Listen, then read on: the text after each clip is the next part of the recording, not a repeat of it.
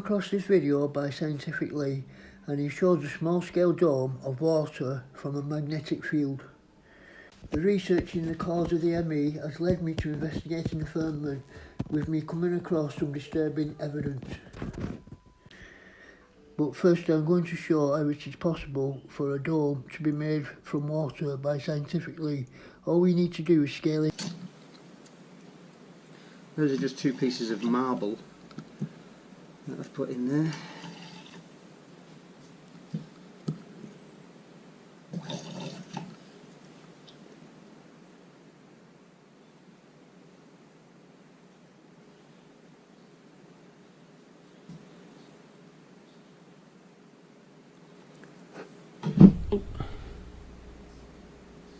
Oh yes, there's the magnet, so it's a good eighth of an inch below the waterline. So I'll let that go so I can see.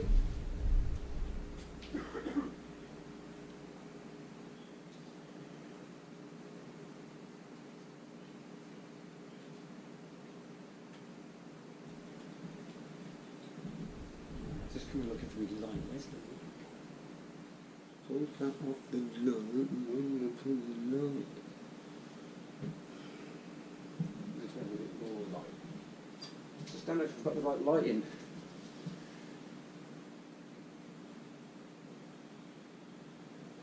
Oh, there's lighting of some sort. Alright. Well, that's it then, let's point it later.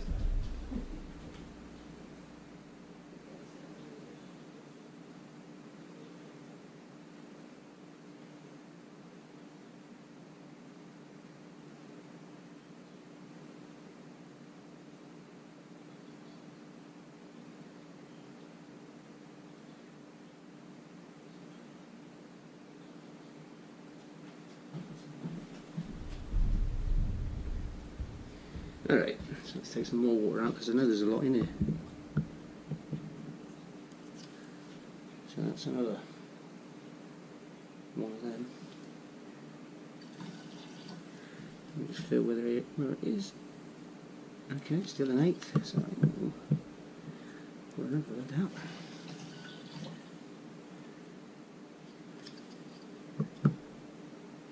Another one.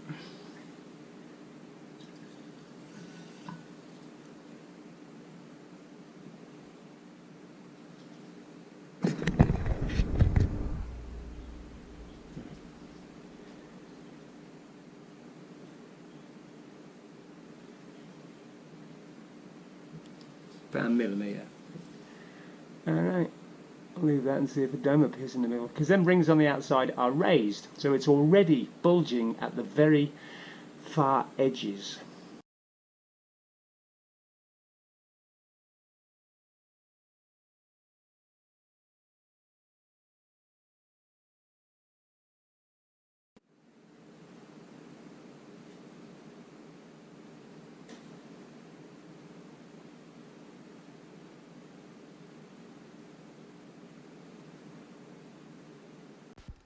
It looks like the longer you leave it, the more the dome grows.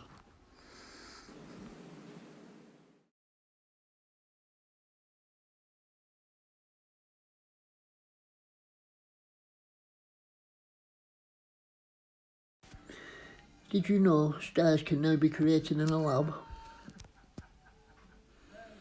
It's called Sonoluminescence, star in a jar. Let's have a quick look at this being done. It looked like a star in the heavens.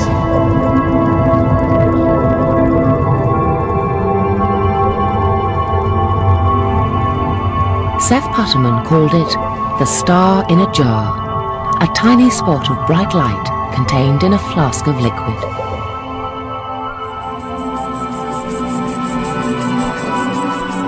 This star in a jar is made when a sound wave is passed through a small bubble inside a flask of liquid. And this sound wave makes the bubble do something remarkable. First it expands, then it collapses. And this collapse happens so violently that vapor molecules trapped inside the bubble slam together and heat up so much that the bubble gives off an incredible burst of heat and light, several thousand times a second, giving the appearance of a star.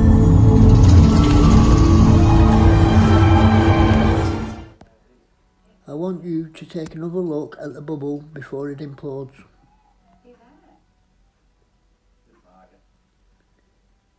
This next bit of footage is me taking a picture and changing the colours to see what else is there. Check out what I found.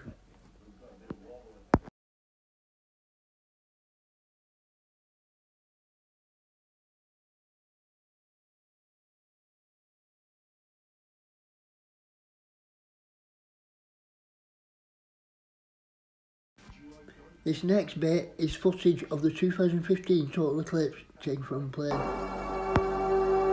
15, 10, 9, 8, 7, 6, 5, 4, 3, 2, 1. Viel Spaß!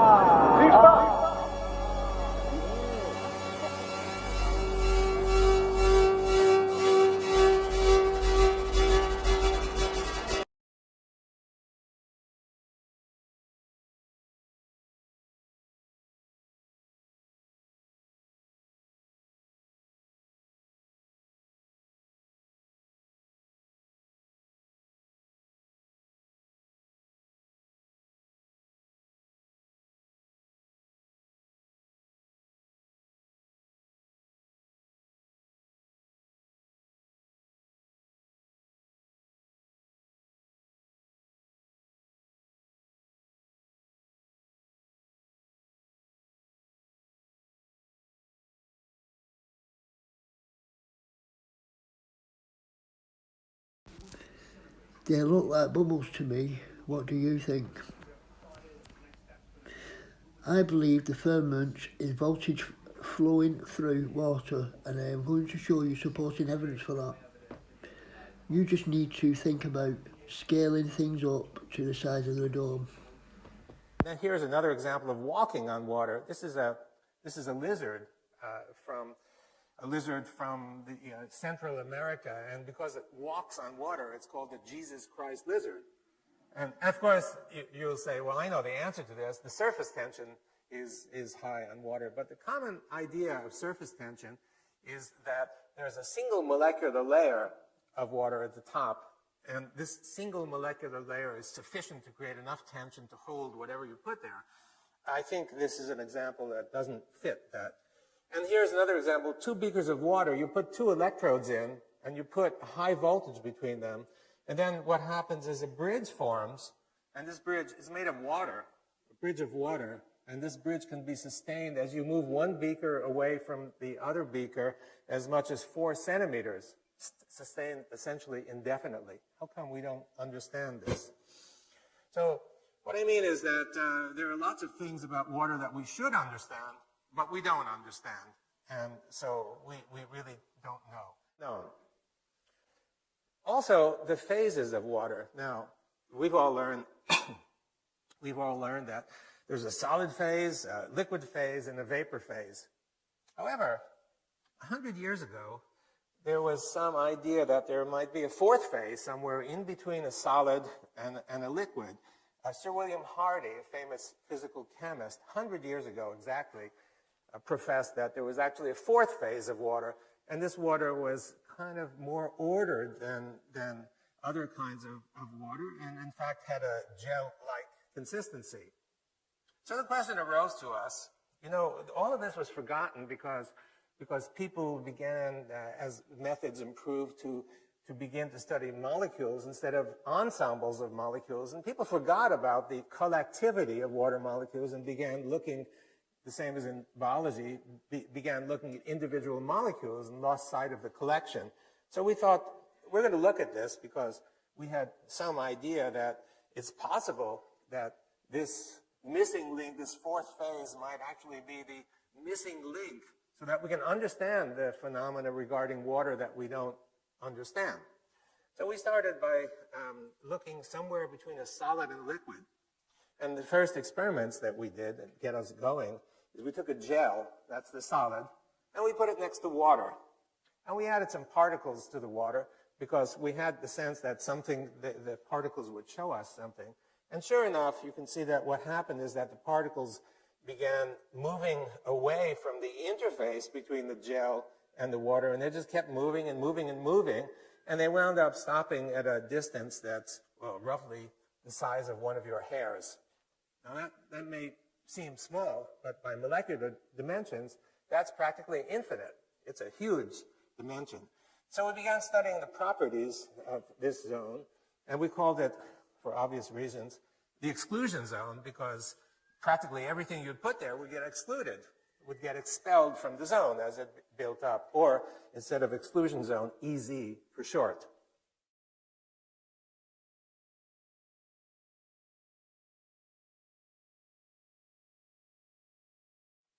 And so we found that the kinds of materials that would create or nucleate this kind of zone, not just gels, but we found that practically every water-loving or so-called hydrophilic surface could do exactly that, creating the EZ water. And as the EZ water builds, it would expel all the solutes or particles, whatever, into the bulk water. The firmament. All particles move to the bulk of the water. Which would be the top of the firmament. So is this where all the mud comes from? However, in the history books, our teachers have told us that rats carrying fleas from China aboard wooden ships brought the plague from China to Europe, and it's total bullshit. That's not the truth. I go by what the historians were saying that were alive at the time, and not what we're being told today. So organic materials being fallen from the sky is nothing new. Charles Fort documented many of them. But in 1902, which was the last year of the Phoenix, this is what happened all around the world. And in some incidents in Oceania, there were ship captains that had to call all hands on deck just to push with brooms and whatever tool they could find all the red mud off their ships before their ships capsized. And these are written in the captain's logs. That's how bad it was. And Australia was one of the hardest hit for this red dust phenomena in 1901 and 1902. One of the strangest places on the ocean's floor was only just discovered in the 1990s. I might agree as one of a handful of people to ever see it in person. Without a doubt, one of the most amazing things that I had ever seen in the bottom of the ocean, it was while filming for Blue Planet, it was in the Gulf of Mexico. I noticed there's something out in the distance, couldn't tell exactly what, but it looked like a dark band. And as we approached it, the dark band became a donut. I saw this donut that was black in the center.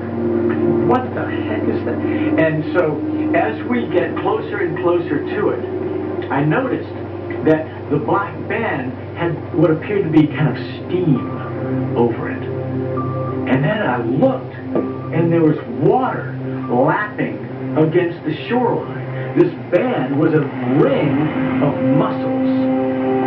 And inside the ring of mussels was a lake. And it's like, wait a minute, I'm already underwater. We went out over the water in this lake and tried to descend in it and bounced off. It was so super saline and dense that the submarine couldn't go down in it. We literally bounced off. And as we bounced off, we sent ripples heading back to the shoreline. It was insane. I've never seen anything like it. And we began learning about the properties, and we've spent now quite a few years looking at the properties. And so it looks something like this. You have a material next to water, and these sheets of EZ layers begin to build, and they build and build, and you just keep building up one by one. And so if you look at the structure of each one of these planes, you can see that it's a honeycomb hexagonal kind of structure, a bit like ice, but not ice. And if you look at it carefully, you can see the molecular structure. So of course it consists of hydrogen and oxygen because it's built from water. But actually, they're not water molecules. if you start counting the number of hydrogens and the number of oxygens, it turns out that it's not H2O. It's actually H3O2. So it is possible that there's water that's not H2O, some phase of water. So we began looking, of course, more into these extremely interesting properties. And what we found is we stuck electrodes into the EZ water because we thought there might be some electrical potential. And it turned out that there's lots of negative charge in that zone. And we used some dyes to seek positive charge, and we found that in the bulk water zone, there was an equal amount of positivity. So what's going on, it looked like, is that next to these interfaces, the water molecule was somehow splitting up into a negative part and the positive part. And the negative part sat right next to the water-loving material, and the positive charges went out beyond that blot. It explains, for example, the cloud. And the cloud, it's the positive charge that draws these negatively charged EZ shells together to give you a condensed cloud that you see up in the sky.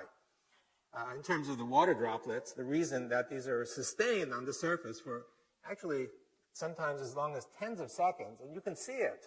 If you're in a boat and it's raining, you can sometimes see this on the surface of the lake.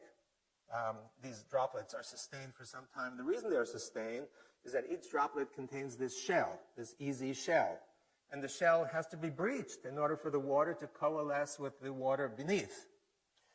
Now, in terms of the Jesus Christ lizard, the reason the lizard could walk is not because of one single molecular layer, but there are many EZ layers lining the surface, and these are gel-like. They're stiffer than ordinary surfaces. So therefore, you can float a coin on the surface of the water.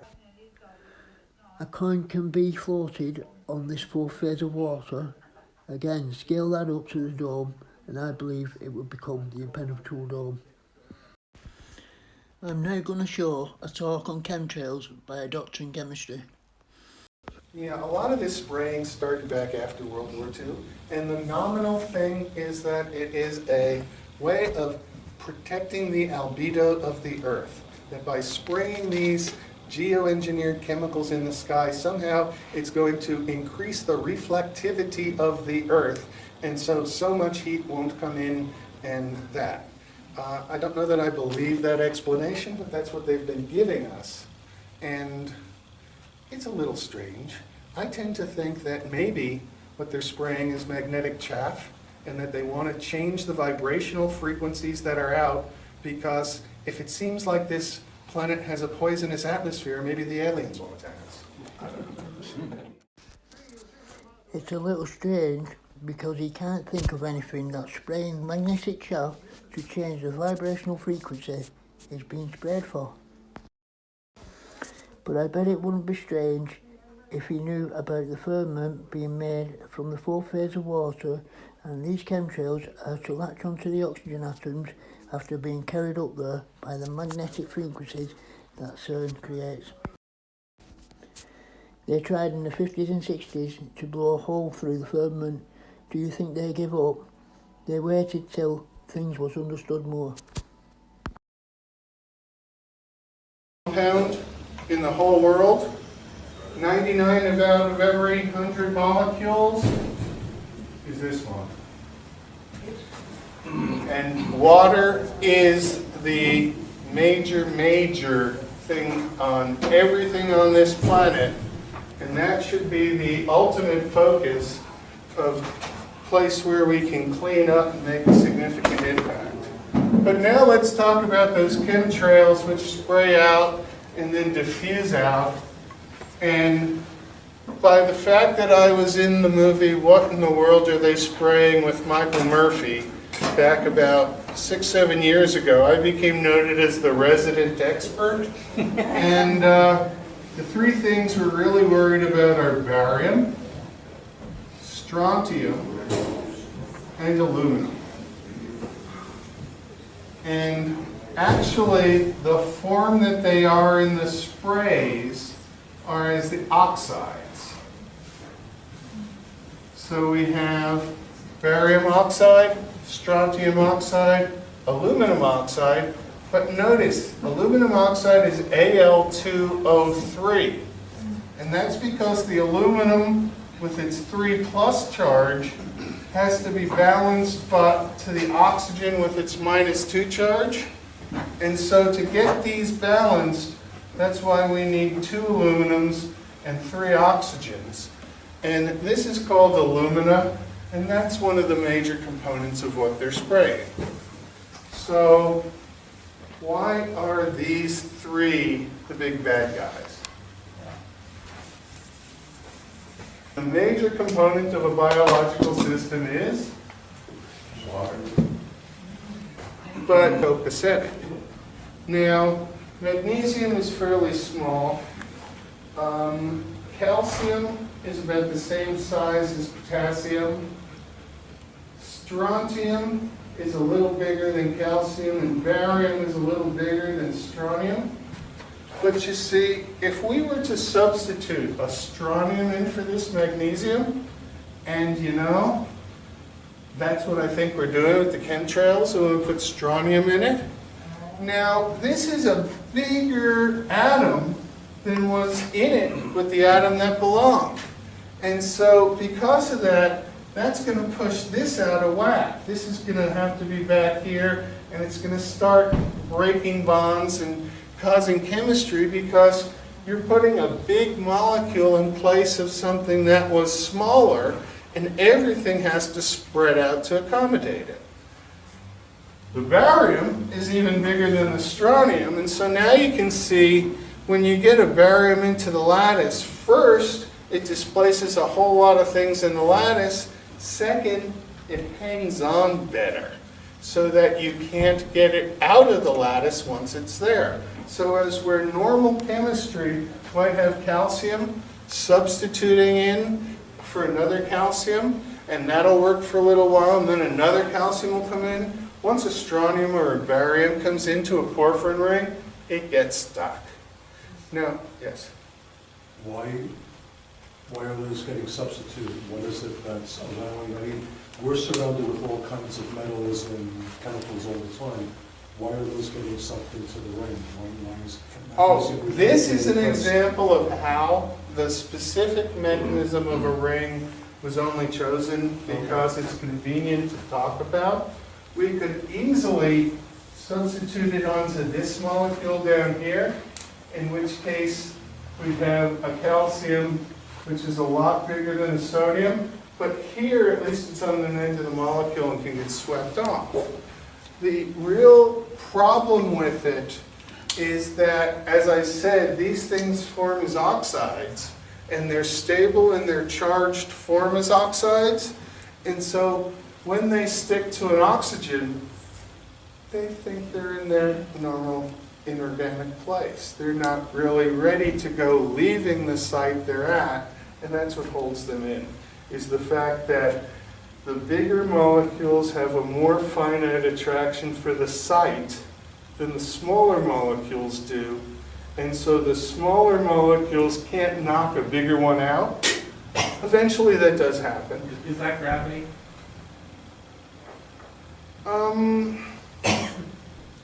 Not necessarily. I think it a lot has to do with the size of the fit and the cavity that it's in and how much distortion it caused in a molecule.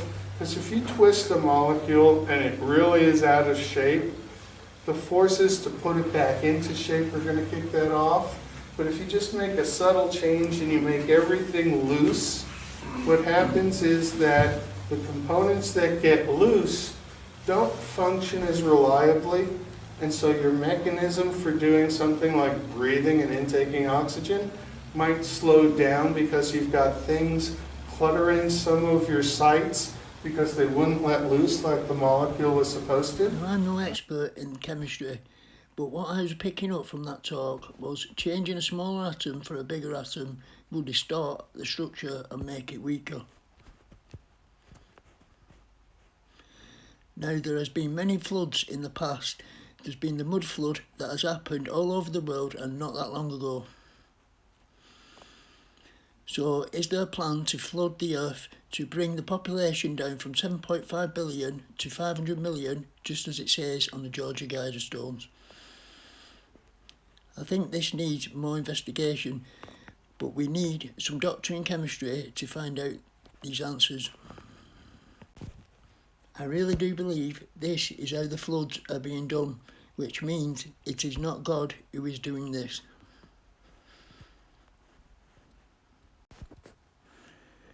You are probably asking yourselves, why would they be doing this? Because they would be doing it to themselves. The answer to that is, we are living in a matrix. The Mandela effect is a side effect to them doing this. When man's intelligence has grown, they need to send us back to the Stone Age. All because they do not want to share control of the matrix with us humans. We could turn the Earth into paradise, which I am going to show you some more of my earlier videos to show how I can make that claim. First, my 2-minute video virtually proving that we live in a simulation. Take a look at this picture.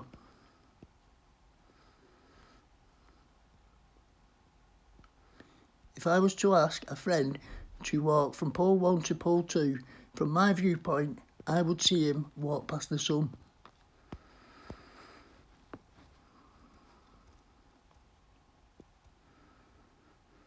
But from his viewpoint, the sun would stay at the same angle to him.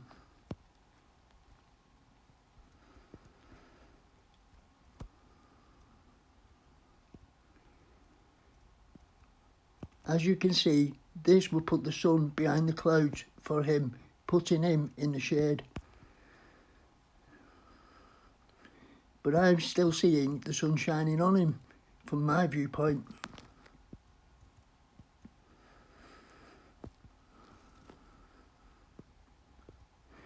So I'm seeing my friend with the sun on him, while at the same time and place my friend is seeing himself in the shade.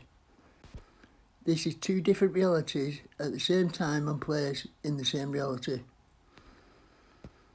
How is this possible? The answer: we all see the sun from our own viewpoint, which means we see the position of the sun different to each other. And that means we see different places lit up by the sun to each other. This is only possible if we live in a simulation. We are all in our own little matrix, which needs to be connected to the collective consciousness for us to be able to interact with each other.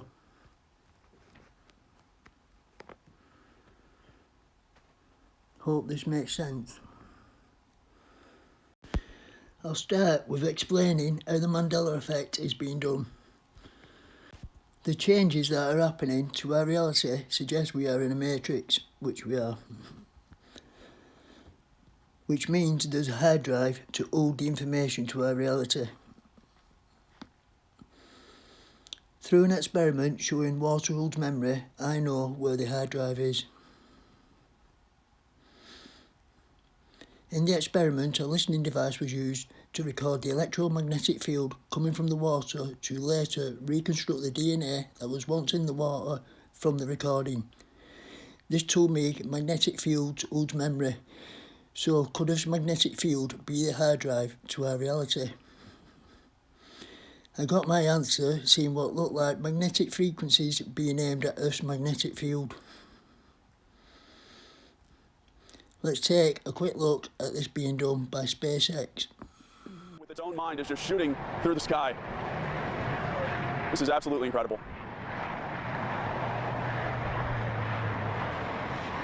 Again, you're watching the SpaceX Falcon 9 rocket launch from Vandenberg Air Force Base, this visible from Bakersfield. Did you see the many little spirals of magnetic frequencies shooting off Falcon 9? And it does something here in just a moment that is really weird. Almost looks like something you would see in a sci-fi movie. Check this out. It starts spinning, and it leaves these systematic lines in the sky. Almost looks like a radio tower sending out signals, like right there. Look at that. How weird is that? And this video was taken on the fly. She did not have a tripod. She managed to keep the camera very still and had a absolutely spectacular view of this impressive rocket launch that again left a large cloud in the sky that looked like a nova, some sort of a supernova, but the rocket's continuing on here, going in more of a slanted vertical. I believe powerful magnets going off in a combination of positive and negative states to represent the ones and zeros in computer code. They do say at the basis of our reality it is the same as computer code in ones and zeros. Pictures that contain all the information of a set of equations that are related to string theory.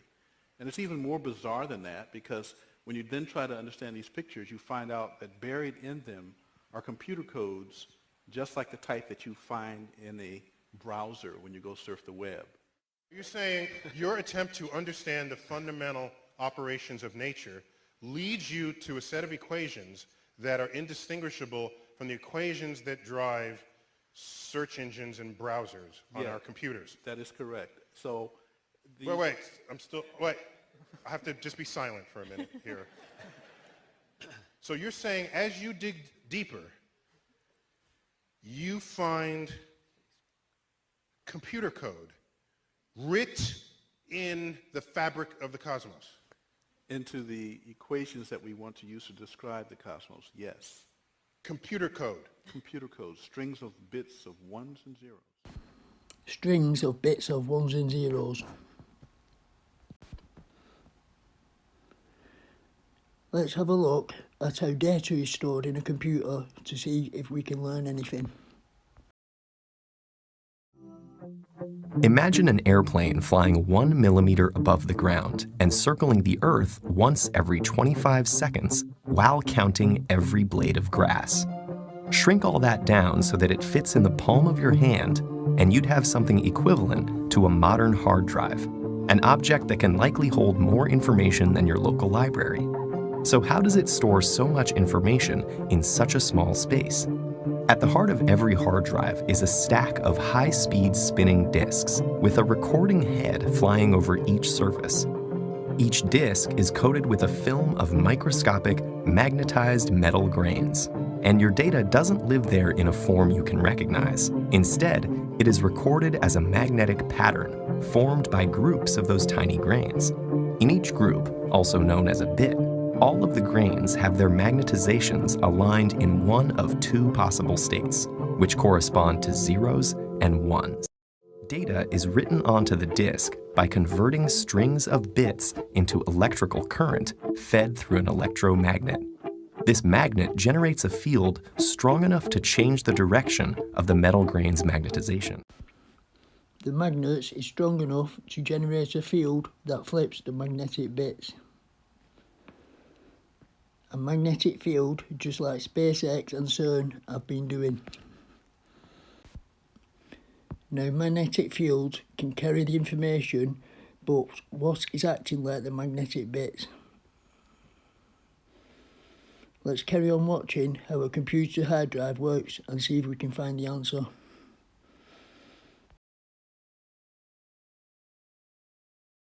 To turn it back into a useful form, much like a phonograph needle translates a record's grooves into music.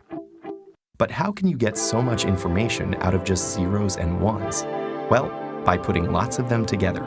For example, a letter is represented in 1 byte, or 8 bits, and your average photo takes up several megabytes, each of which is 8 million bits.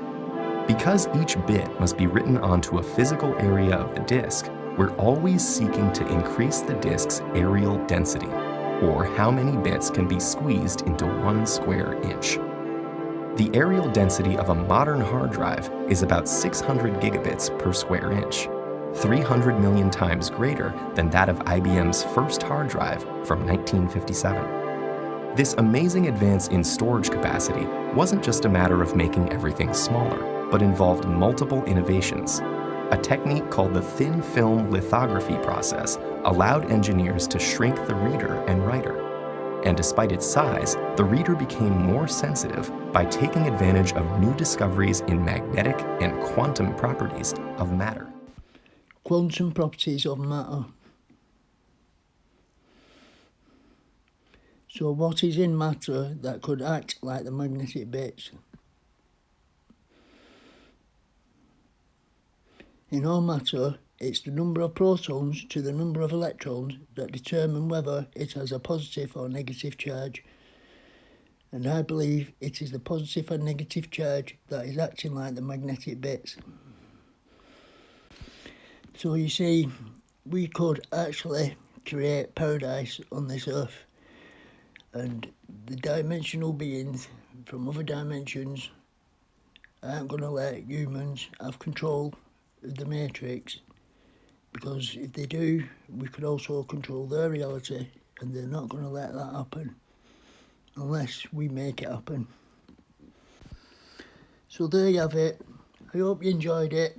I hope it was educational, and I hope it gets your mind thinking. So until next time, please like, share and subscribe. Thank you.